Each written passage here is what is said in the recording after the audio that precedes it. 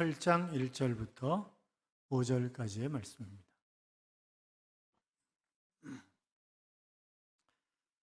교도하겠습니다. 제가 1절 있습니다. 너는 이스라엘 자손 중 네 형 아론과 그의 아들들 곧 아론과 아론의 아들들 나답과 아비후와 엘라살과 이다마를 그와 함께 내게로 나오게 하여 나를 섬기는 제사장 직분을 행하게 하되 아론을 위하여 거룩한 옷을 지어 아름답게 할지니 너는 무릇 마음에 지혜 있는 모든 자 곧 내가 지혜로운 영으로 채운 자들에게 말하여 아론의 옷을 지어 그를 거룩하게 하여 내게 제사장 직분을 행하게 하라. 그들이 지을 옷은 이러하니 곧 흉패와 애복과 겉옷과 반포 속옷과 관과 띠를 따라 그들이 내 영과 거룩한 옷을 지어 아론이 내게 제사장 같이요. 그들이 쓸 것은 금식과 홍색실과 가늘게 꼰 배실이니라. 아멘. 같이 인사하겠습니다. 주의 이름으로 잘 될 것입니다. 더 잘 될 것입니다. 끝없이 잘 될 것입니다. 아멘. 예배 자리에 함께 하신 여러분, 하나님께서 이 한 주간 여러분과 동행하심으로 잘되는 행복한 한 주간의 삶이 되시기를 주님의 이름으로 축원합니다. 마스터 오브 인플루언스라고 하는 많은 사람들에게 영향력을 끼친 사람들에게 주는 아주 특별한 그런 상이 있습니다. 전 미국 강연가 협회가 유명한 대중연설가라든지 아니면 자기 개발이라든지 또 많은 사람들에게 좋은 영향력을 끼친 그런 사람들에게 주는 그런 상인데, 그러니까 자기 자신도 성공적으로 살았을 뿐만이 아니라 다른 사람을 아름답게 가이드하는 그런 사람들에게 주는 상이에요. 이 상을 받은 사람 가운데 정상에서 만납시다 라고 하는 책을 쓴 지그 지글러라고 하는 분이 있습니다. 이분이 75살에 자기 자서전 결론 부분에서 이렇게 얘기를 합니다. 모든 것은 감사뿐이었다. 감사 외에 더 할 말이 없다. 그렇게 썼어요. 그래서 자기 혼자 사는 줄 알았는데 하나님이 자기를 인도하셨고 하나님이 천사를 보내셔서 자기를 지켜주셨기 때문에 지금까지 오게 된 것이고, 그래서 하나님의 은혜에 첫째로 감사하고 또 가족들에게 인생의 동반자였음을 정말 감사하고, 그리고 나와 관계된 모든 사람들이 다 좋은 사람들이었고, 그래서 그들을 바라볼 때마다 감사밖에 더 이상 할 얘기가 없다 하는 그런 이야기로 결론을 맺고 있습니다.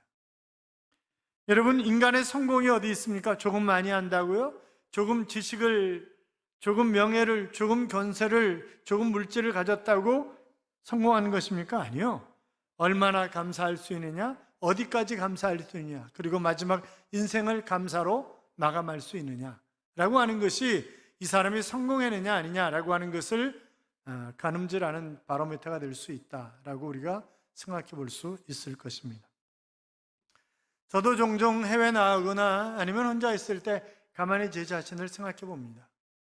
그리고 하나님의 은혜, 또 제자교회 가족들이 아니면 내가 이렇게 지금까지 행복하게 살 수 있었을까라고 하는 그런 생각을 하면서 늘 하나님과 여러분 앞에 감사한 마음을 가지고 살아갑니다.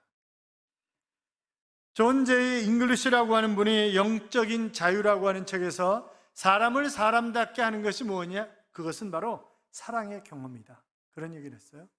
어떤 특별한 사랑의 경험을, 정말 가장 고귀하고 잊을 수 없는 그런 사랑을 경험했을 때 진정한 의미에서의 인간이 될 수 있다라고 하는 그런 이야기를 했습니다만, 그래서 내가 정말 이대로 죽어도 좋다, 이런 사랑을 한번 해봤으면 라고 하는 그런 사랑을 한번 해봤을 때 그 경험이 결국 인간을 인간답게 한다 하는 그런 이야기를 했는데, 여러분, 그런 사랑의 경험이 있을 때 진정한 의미의 감사와 행복이 있고 삶의 의미가 있고 보람이 있는 것 아니겠습니까? 자, 옆에 사람 한번 쳐다봐요. 그리고 뜨겁게 안으시면서 주의 사랑으로 사랑합니다 라고 인사하시기 바랍니다. 아무나 또 안 왔다가 기싸대기 얻어맞지 말고 잘해요.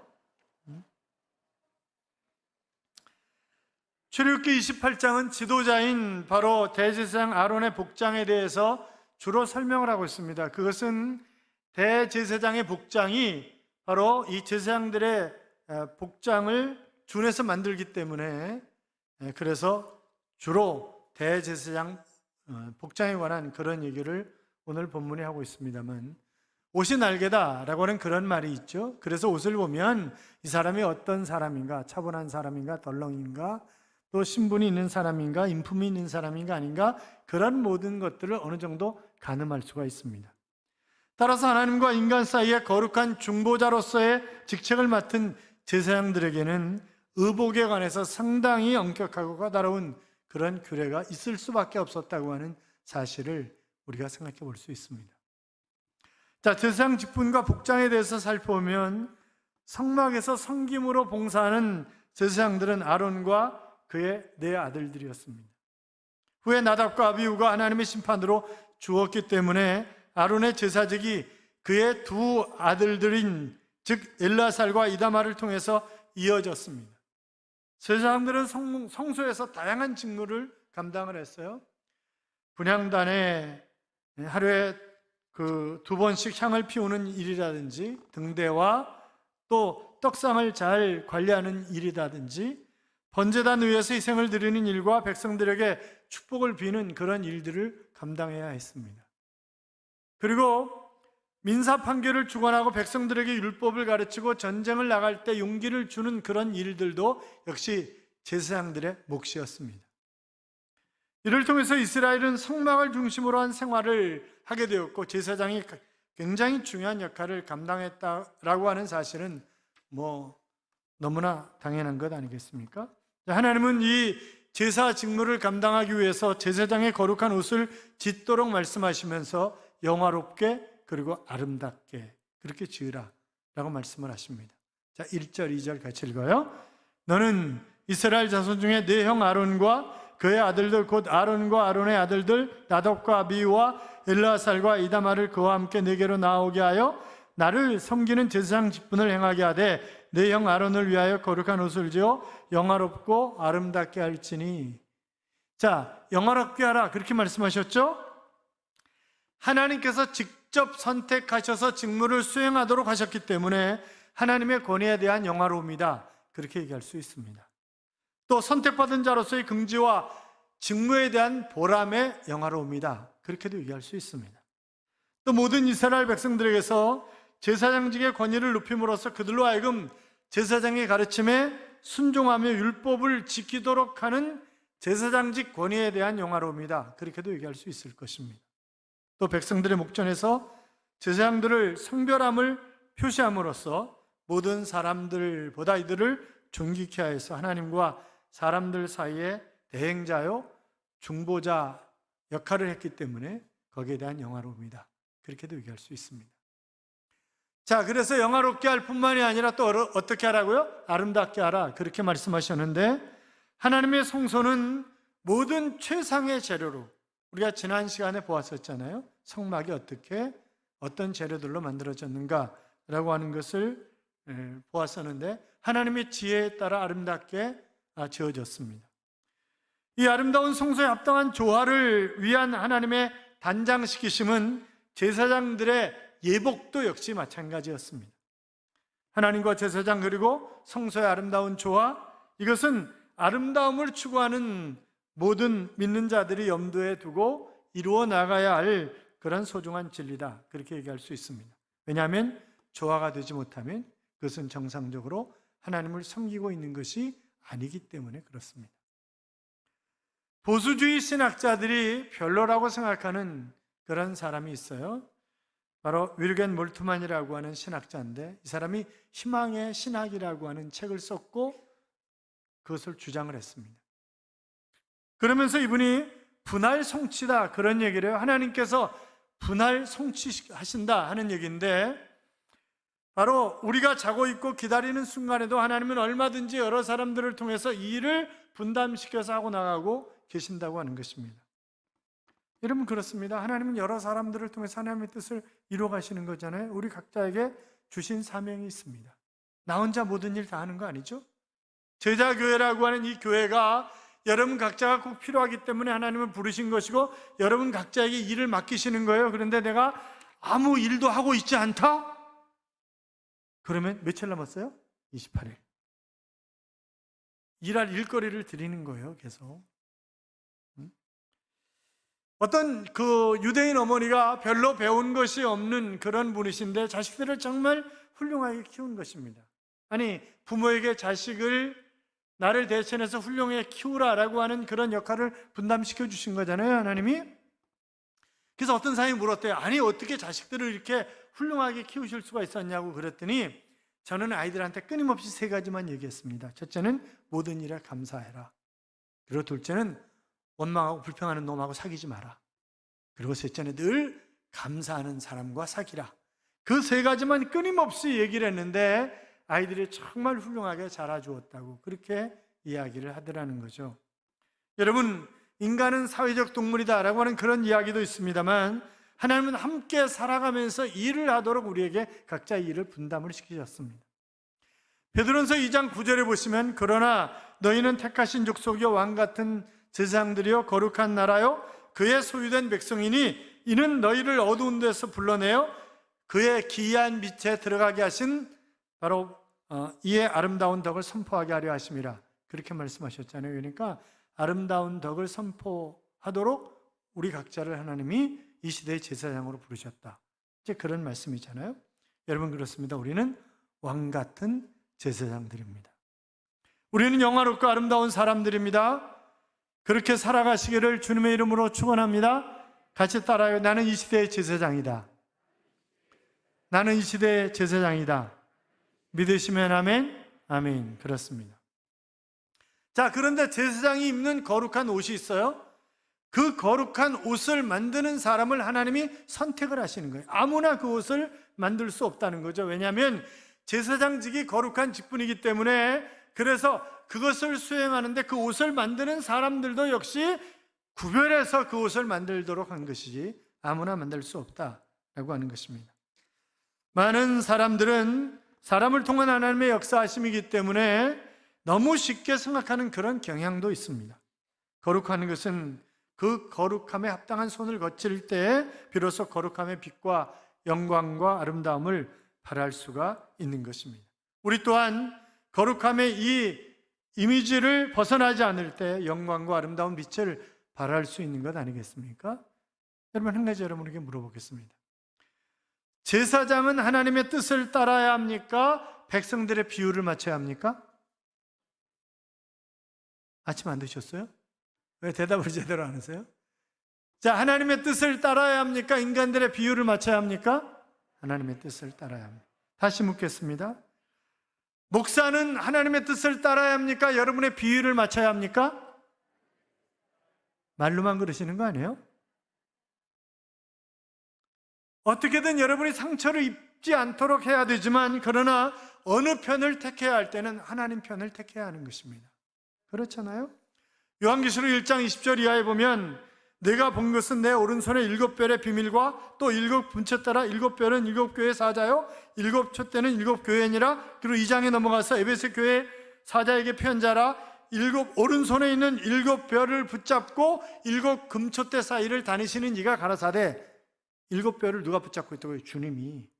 7별이 뭐라고요? 그 교회 사자다, 그 교회 목사다, 이제 그런 얘기를 하시는 거죠. 자, 그러기 때문에 주님의 일을 감당하는 목회자는 주님의 뜻을 따라야지 인간의 비율을 맞추기 위해서 기생 역할을 해서는 안 된다는 거죠. 그러면 이미 그는 목회자가 아니라는 거예요. 하나님의 종이 아니라는 거예요. 에봇이 있습니다. 제사장들이 입는 특별한 그런 옷이었고 성결을 상징하는 그런 옷이었습니다. 7가지로 구성이 되고 제사장의 옷은, 그러니까 대제사장 옷은 7가지로, 제사장의 옷은 3가지로 구성이 되는데 물론 같은 의미를 가지고 있습니다만, 그래서 대제사장의 옷은 흉패, 에봇 받침, 겉옷, 속옷, 띠, 관, 성패 이렇게 구성이 되어 있습니다. 각각 형태와 의미에 있어서 예수님의 성품과 사역에 관한 그런 의미를 내포하고 있다, 그렇게 얘기를 합니다. 그러므로 대제사장의 옷은 직무의 품위를 높이고 하나님의 거룩성을 계속 상기시키기 위해서 보통 옷과는 분명히 다른 그런 옷이었습니다. 그 옷은 성막에서 제사장들이 일할 때에만 입는 그런 옷이고 성막의 장과 같은 그런 재료로 만들어졌고 금과 보석들로 치장이 되어 있는 그런 옷입니다. 에봇이라고 하는 말의 어원성의 의미는 제복을 뜻하는 그런 말입니다. 즉 제사장의 거룩한 옷은 하나님의 성소의 제복이고 나아가서 하나님의 나라에서 성도들이 입는 거룩한 옷이라고 하는 것입니다. 제사장의 상처를 덮는 소매가 없는 그런 겉옷이었어요. 그러니까 우리의 조끼와 비슷하다, 그렇게 볼 수 있는데, 다시 한번 비춰보세요. 그렇죠? 우리나라의 조끼와 비슷한 그런 옷이에요. 앞과 뒷부분으로 되어 있고 붙박은 호바노와 금줄이 함께 견대줄로 연결이 되어 있습니다. 몸 흉부는 허리띠로 묶었습니다. 두 호마노 위에는 이스라엘 12지파의 이름이 새겨져서 아론이 성막에 들어갈 때마다 이스라엘 백성들의 이름을 되새기면서 바로 하나님 앞에 기도하고 그들을 기념하는 것입니다. 에봇은 금색, 청색, 자색, 홍색 실과 가는게, 꼰 배실로 건교하게 짜서 만들어졌습니다. 여러 가지 재료와 여러 부분으로 구성이 되어 있지만 하나의 단일성과 조화를 이루고 있는 것입니다. 이것이 오늘의 성도와 교회에 연합된 그런 모습이다, 이렇게 성경학자들이 해석하기도 합니다.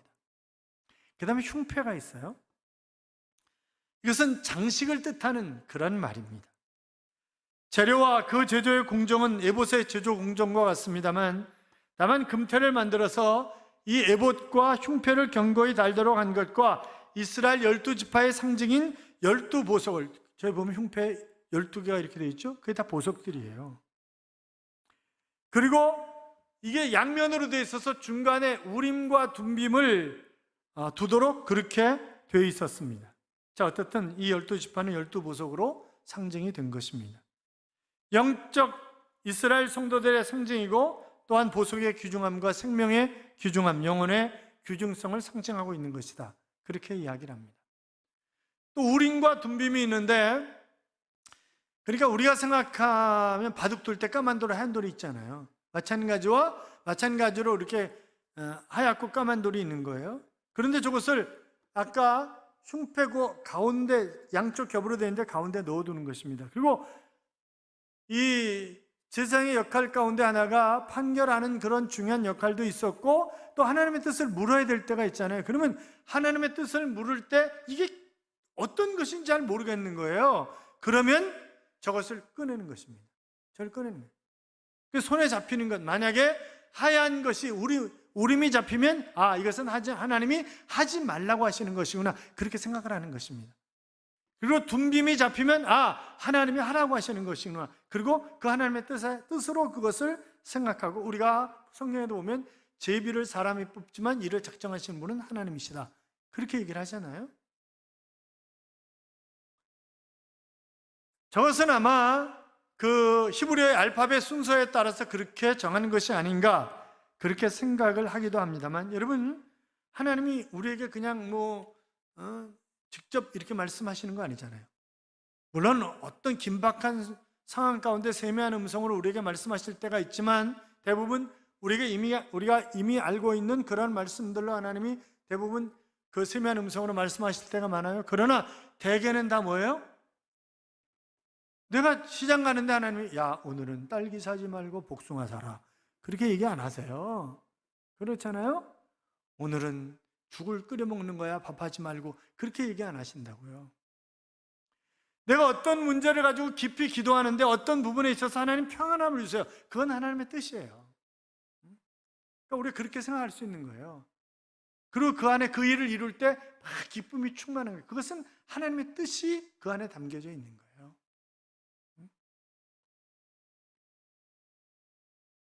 에프비 마이어라고 하는 성서학자가 하나님의 뜻을 분별하는 책에서 이런 예화를 하고 있습니다. 이 마이어가 한 번은 예인선, 그러니까 원형어선이라든지 큰 배를 부두로 안내하는 역할을 하는 예인선을 타고 가고 있었는데, 그 아주 안개 낀 날인데 정말 부두로 안전하게 이 인도를 하더래요. 그래서 선장님, 어떻게 이렇게 안개 낀 날인데 정말 안전하게 인도를 하실 수 있었습니까? 그렇게 물어보니까, 저기 불빛 보이죠? 세 개가 일직선으로 맞추고 배가 가고 있으면 그는 지금 똑바로 가고 있는 겁니다.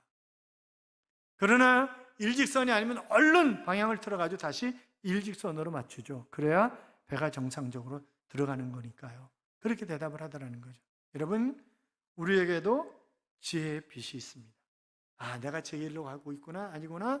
그것 중에 하나가 하나님이 나에게 평안함을 주시는 것이고 하나님이 나에게 기쁨을 주시는 것입니다. 그 일을 할 때. 불의 전차라고 하는 영화 이야기를 지난 금요기도 때도 했습니다만, 주인공 가운데 한 사람이 에릭이라고 하는 사람이죠. 이 친구는 대학에 다니면서 막 열심히 달리는 거예요. 그런데 달릴 때마다 얼굴이 환해져가지고 달리는 거예요. 그러니까 여동생인 제니가, 아니 오빠는 공부할 일도 많고 할 일이 많은데 맨날 왜 이렇게 뛰는 걸 좋아해? 그렇게 얘기를 하는 거예요. 그랬더니 에릭이 하는 얘기가, 나는 달릴 때 하나님이 그렇게 기뻐하시는 것으로 느낄 수가 있어. 그리고 내가 그렇게 기뻐, 하나님 기뻐하시는 걸 느끼기 때문에 달릴 때 나는 너무 기뻐. 그러니까 하나님이 그에게 어떤 사명을 주시는 거예요? 달리는 일을 하는 거를. 그래서 그는 본래 단거리 주자로 출마했다가 주일날이었기 때문에 포기하잖아요, 자기는. 그리고 400m를 나갑니다. 100m 달리기 선수가 400m 나간다는 건 말이 안 되는 거예요. 그런데 400m를 그가 금메달을 땁니다. 그러면서 나중에 이런 고백을 하죠. 200m까지는 제가 정신없이 달렸고 200m는 누군가 저와 함께 달려주셨습니다. 하나님이 그와 동행하신 거예요. 자기는 달릴 때 하나님의 기쁨이, 내 안에 그 기쁨이 충만하기 때문에 달린다는 거죠.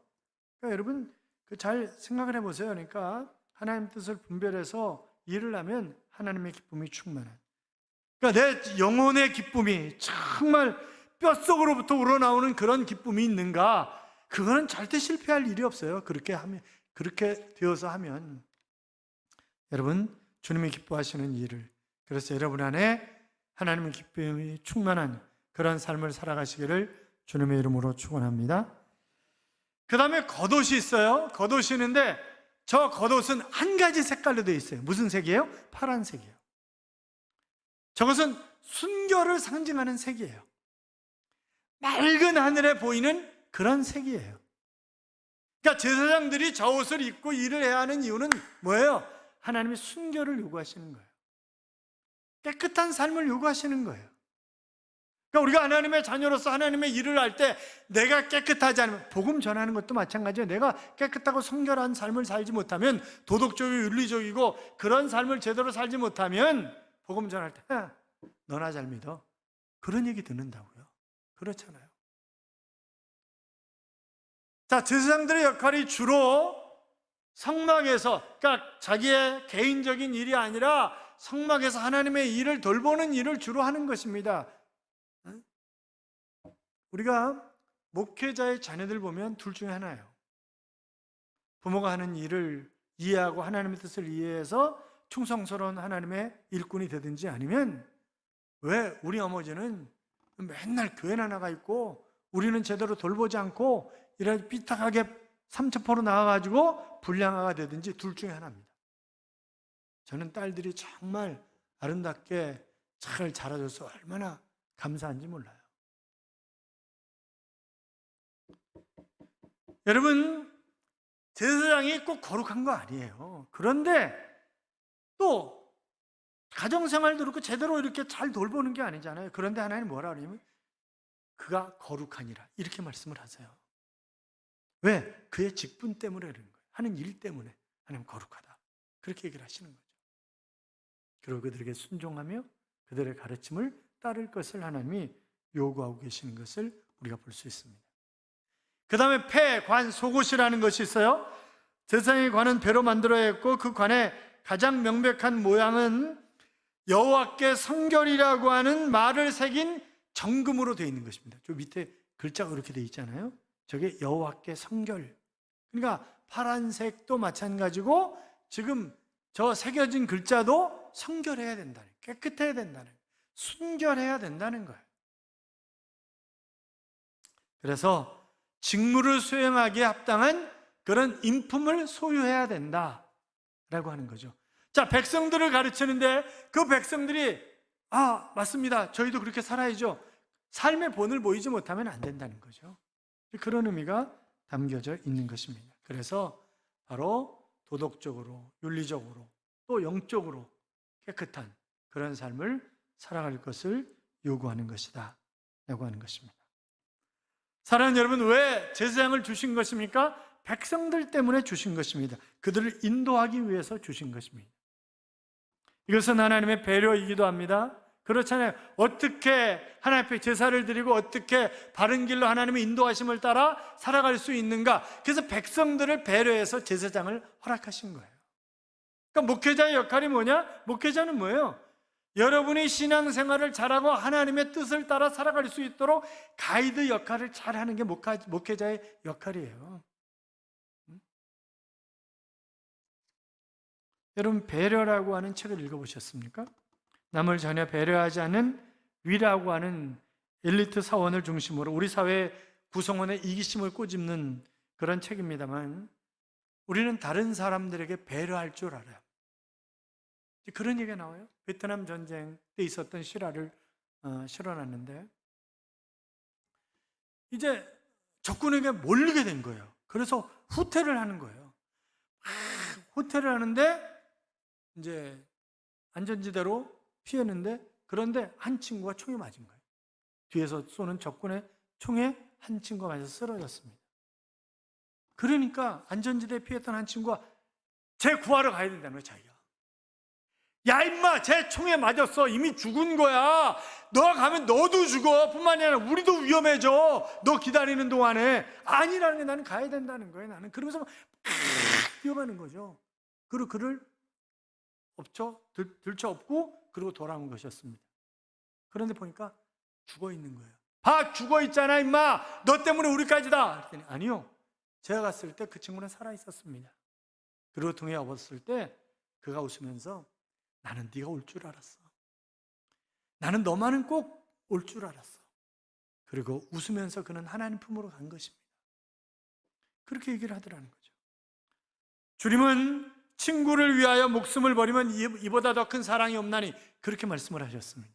여러분, 친구를 위해서 목숨을 버리는 바로 그 같은 친구를 가졌기 때문에, 그 같은 사랑을 경험했기 때문에, 그 사랑에 감격했기 때문에 이 친구는 죽어가면서도 미소를 띠고 죽어갈 수가 있었던 것입니다. 사랑하는 성도 여러분, 우리는 어떤 측면에서 제사장이 지금의 목회자다 그렇게 얘기할 수도 있지만, 그러나 또 너희는 왕 같은 제사장이다 그렇게 말씀하셨기 때문에 우리 모두가 어떤 측면에서 보면 세상에 제사장으로 보내진 그런 존재들입니다.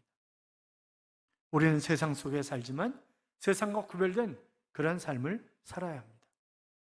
성결하십시오. 하나님의 뜻을 분별하십시오. 옷 하나도 하나님의 자녀답게 입으십시오. 그리고 어두운 세상에서 갈 길 몰라 방황하는 그런 인생을 올바른 길로 인도하는, 하나님께로 인도하는 그런 일을 해야 합니다. 며칠 남았다고요? 28일. 여러분, 누구를 위한 일입니까? 여러분 자신을 위한 일입니다. 하나님 나라에 가면 금면류관, 은면류관, 여러 가지 면류관이 있어요. 그런데 우리가 좋은 면류관을 써야지 개털 모자 쓰면 안 되는 거잖아요. 천국 가지고 한 일이 아무것도 없어가지고 개털 모자 뭐 하다 왔냐? 짤랑짤랑 주일날 교회만 왔다 갔다 하다 왔는데요. 아니, 그러면 안 되는 거잖아요. 그게 그렇잖아요. 하나님의 뜻을 따라 거룩한 뜻을 품고 살며 몸과 마음과 뜻을 다해 충성함으로 이 시대의 제사장들의 역할을 잘 감당하여 하나님 앞에 칭찬받는 그런 삶을 살아가시기를 주님의 이름으로 축원합니다. 축원합니다. 이런 찬양이 있습니다. 겸손히 올리는 나의 기도 간구보다 감사를 드립니다. 응답하심도 거절하심도 기다리라 하심도 그저 감사. 간절히 올리는 나의 기도 간구보다 감사를 드립니다. 기쁜 날에도 고통 중에도 주가 일하심을 믿으며 감사. 감사 위에 감사를 덮을 때 은혜 위에 은혜가 쌓이네. 모든 일에 감사, 모든 순간에 그리 아니하실지라도 감사라고 하는 그런 찬양입니다. 사랑하는 여러분, 하나님은 성막이라고 하는, 제사장이라고 하는 것을 주신 것은 우리에 대한 하나님의 사랑이고 하나님의 배려였습니다.